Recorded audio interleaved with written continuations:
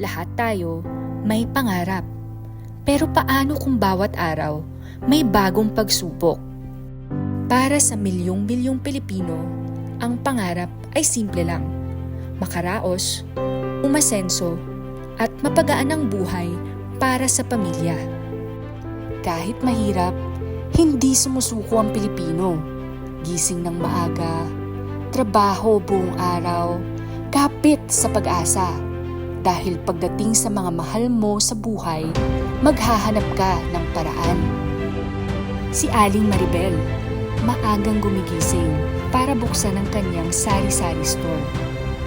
Si Lance, todo kayod sa freelance gigs para lumago ang negosyo. Si Kuya Telly naman, maghapon sa biyahe para may maiuwi sa pamilya. Iba-iba man ang kwento, iisa ang pangarap, ang makaahon at makabuo ng mas magandang kinabukasan. Ang aking tindahan ay nagsimula noong 2010. Stop po siya nung pandemic. Nag-open po uli ako noong 2020.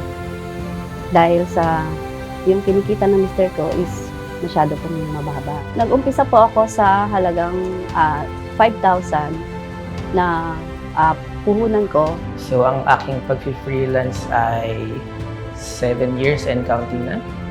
Siyempre, hindi mawawala yung very uncertain yung pasok ng client. So, may times of the year na medyo mahina.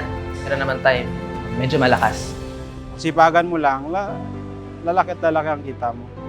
Unlike sa nagtatrabaho ka, 8 hours, then minimum, kahit anong sipag mo, ganun pa rin ang sahod mo. Hindi man madali ang simula, walang imposible. Basta't may sipag, tiyaga, at paniniwalang kaya mo. Makaalis sa lugar na to, makaano ng ibang bahay. Yun po talaga yung goal na inaano namin mag-asawa, ang makakuha ng bahay at lupa.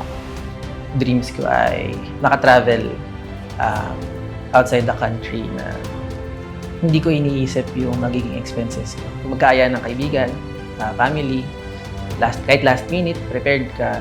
10 years from now, mayroon na akong sariling bahay kasi nangungupahan na ako ngayon. So, kahit paano magkaroon ng maliit na tindahan, magkaroon ng sariling sasakyan.